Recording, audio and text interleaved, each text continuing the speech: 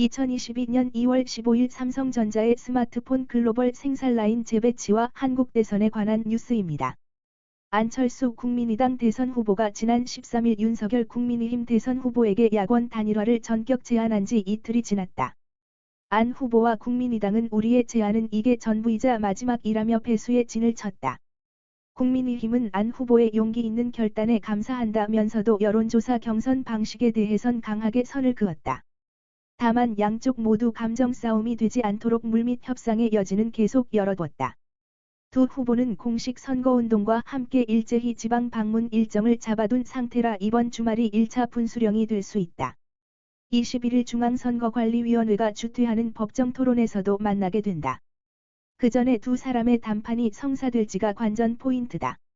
안 후보는 14일 후보 단일화 방법에 대해서 답은 후보가 해야 한다며 국민의힘과 윤 후보께서 진정으로 정권 교체를 원하고 진정성이 있으시다면 그 제안을 수용할 것으로 생각한다고 말했다. 국민의당 측은 안 후보가 제안한 여론조사 경선 방식이 작년 서울시장 재보궐선거 후보 단일화 때 안 후보를 패배하게 했던 방식인데도 받아들이고 제안했다는 점을 강조하며 국민의힘을 압박하고 있다. 실제로 최근 단일화 선호도를 조사했을 때도 윤 후보가 대체로 안 후보를 앞섰다. 이태규 국민의당 총괄선대본부장은 아무리 길어도 2일에서 3일 안에 결정하면 될 일이라며 그 안에 판단하지 못한다면 의사가 없다고 봐야 한다고 전했다. 또 국민의힘이 진정성 있게 단일화에 응하지 않는다면 안 후보가 대선 레이스를 완주하겠다는 입장을 표명했다. 최진석 국민의당 상임선거대책위원장은 우리는 완주의 길을 그대로 가면서 단일화 구상을 함께 진행할 것이라고 말했다. 국민의힘은 안 후보가 단일화 화두를 먼저 꺼내준 것에 일제히 환영 의사를 밝히면서도 단일화 방법으로 여론조사 경선을 제안한 것은 받을 수 없다는 데 의견을 함께하고 있다. 그러면서도 단일화 분위기는 계속 이어가야 한다는 공통 인식이 있다. 안 후보가 단일화를 제안한 13일 윤 후보가 안 후보에게 전화를 걸어 부인인 김미경 교수가 코로나19 확진 판정을 받은 데 대해 위로 인사를 한 것도 일종의 유화적 제스처로 보인다. 서로 직접 전화 통화를 한 것은 두 사람이 각 당 대선 후보로 선출된 이후 처음이다. 권영세 국민의힘 선대본부장은 14일 공개 회의에서 정권 교체와 압도적 승리를 바라는 국민의 열망을 수용해 용기 있는 결단을 한 안 후보에게 우선 감사드린다면서도 지금은 통큰 단일화가 필요하다. 안 후보의 진심을 믿고 싶다. 정권 교체를 할 수 있는 확실하고 바른 길이 무엇인지 이해해 달라고 말해 사실상 안 후보의 양보를 촉구했다. 권 선대본부장은 기자들과 만난 자리에서 협상팀이 따로 꾸려졌느냐는 질문에 그런 것은 없다고 부인해 사실상 후보 간 담판 외에는 돌파구가 없음을 시사하기도 했다. 단일화를 위해 윤 후보와 안 후보가 직접 만나야 한다는 데는 이견이 없다. 다만 의견이 합치되지 않은 상황에서 섣부른 만남은 자칫 판을 아예 깨버릴 수 있다는 점에서 양당 모두 신중 모드다. 두 후보가 만날 수 있는 물리적 시점은 주말과 다음 주 초 예정된 토론회다. 한편 공식적인 반응을 자제해왔던 더불어민주당은 이날 야권 단일화에 대해 가능성이 낮고 효과도 떨어진다는 부정적 전망을 쏟아냈다. 민주당 총괄선대본부장인 우상호 의원은 라디오 인터뷰에서 오히려 단일화 차단선같이 느껴진다. 지난번 서울시장 경선 방식이 아니면 안 한다는 조건부 제안이지 않느냐고 말했다. 같은 당 진성준 의원은 단일화 효과가 거의 없어 박근혜 전 대통령에게 패했던 2012년 대선 당시 문재인 안철수 단일화를 소환했다. 그는 당시 구체적인 단일화 방식을 놓고 협상하다가 갑작스럽게 안 후보가 스스로 포기해 아름다운 단일화가 안 돼서 국민이 보시기에 굉장히 불편했다고 덧붙였다. 야권 후보 단일화를 제안한 안철수 국민의당 대선 후보를 두고 이준석 국민의힘 대표가 결국 대선 레이스를 접게 될 것이라고 전망했다. 이 대표는 14일 YTN 뉴스 프로그램 뉴스퀴와의 인터뷰에서 지금까지 제가 안 후보에 대해 여러 예측을 했다며 안타깝게도 이번에도 들어맞고야 말았다. 지금도 예측하자면 안 후보가 대선 레이스를 결국 접게 될 것이라고 말했다. 이 대표는 13일 안 후보 얘기를 보면 해명이 이렇다며 난 별로 단일화를 하고 싶지 않은데 주변에서 하라고 해서 한다 이건 진정성 있는 언급이 아니다라고 했다. 그러면서 지금 여론조사하고 규칙 협상하자는 것은 사실상 정책 선거를 실종시키고 안 후보 본인의 인지도 상승을 위해 선거판을 흔들겠다는 취지라고 비판했다. 그는 또 국민을 앞에 놓고 이런 식의 장난치는 듯한 언행은 아주 옳지 않다며 애초 국민의당과 안 후보는 대선 완주 의사가 부족했던 것이고 보수를 가장 괴롭힐 수 있는 적절한 시점에 단일화를 통해 정치적 이득을 보려 한 것 아니냐고 평가할 수 있다고 목소리를 높였다. 단일화가 없더라도 윤 후보가 이길 수 있다고 보느냐는 질문에 이 대표는 이길 수 있다고 보고 있다며 안 후보는 선거를 지속하기 어려운 상황에서 탈출로를 모색하고 있다고 본다고 말했다.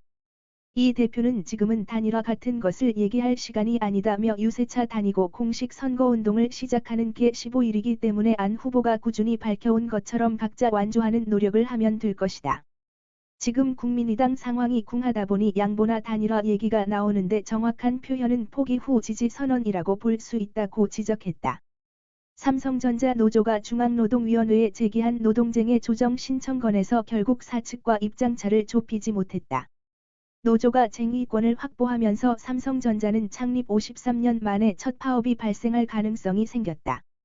14일 업계에 따르면 노사는 이날 고용노동부 중앙노동위원회에서 2차 조정회의를 열고 2021년도 임금협상 중재를 시도했지만 최종 결렬됐다. 이에 중노위는 조정 중지 결정을 내렸다. 중노위 조정이 불발되면서 노조는 조합원 찬반 투표를 거쳐 파업 등 쟁의 행위를 할 수 있는 쟁의권을 확보하게 됐다. 노조가 실제로 파업을 결의한다면 지난 1969년 창사 이후 첫 파업이 된다.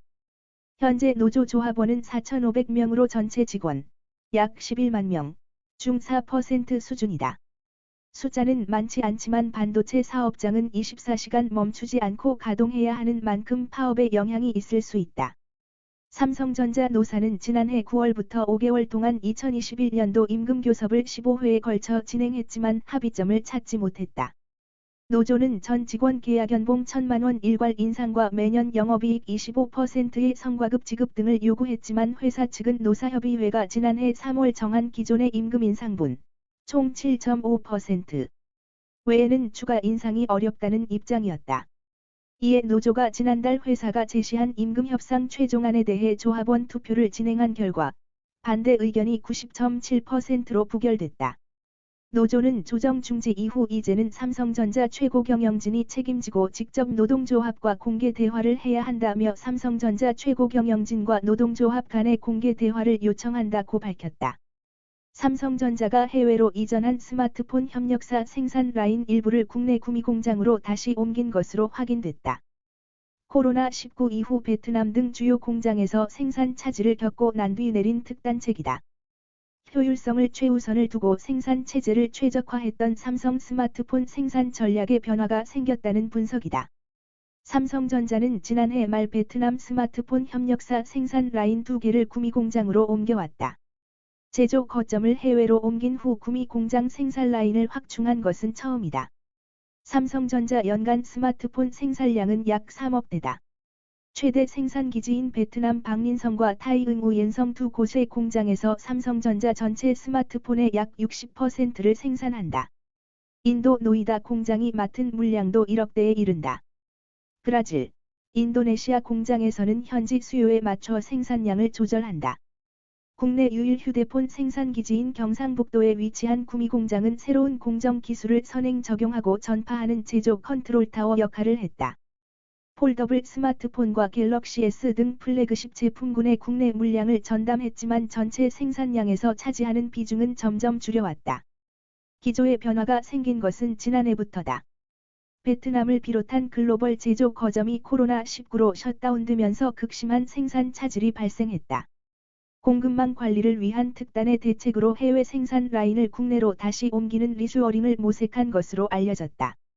삼성전자는 특히 브랜드 신뢰도에 크게 영향을 미치는 프리미엄 스마트폰 생산 관리와 감독 수준 제고의 필요성을 절감한 것으로 전해진다. 제조 원가 상승을 감수하면서라도 한국 내 공장으로 생산 라인을 재이전했다는 분석이다. 25일 공식 출시하는 플래그십 스마트폰 갤럭시 S22 시리즈도 국내 물량은 대부분 국내 공장에서 생산될 것으로 알려졌다. 판매량 극대화를 위해 출고 가격 동결이라는 승부수를 던지고 이를 뒷받침할 안정적 재고 확보에 총력을 기울이고 있다. 삼성전자는 국내 공장으로의 리슈어링뿐만 아니라 해외 거점 공장별 생산량을 조절하고 있다. 베트남에 집중된 스마트폰 생산량을 글로벌 전역으로 분산, 특정 지역에서 공장이 폐쇄되더라도 피해를 최소화하기 위해서다. 삼성전자는 일부 주요 협력사에도 글로벌 생산 공장별 생산 능력 다변화 추진을 권고한 것으로 파악된다. 국내 공장 현지 제조업계 관계자는 지난해 말 삼성전자의 베트남 스마트폰 생산 라인 중 2개의 라인이 국내 사업장으로 옮겨왔다며 국내 생산 물량을 점차 늘리는 것으로 보인다고 말했다. 오늘도 시청해주셔서 감사합니다. 구독과 좋아요 부탁드립니다.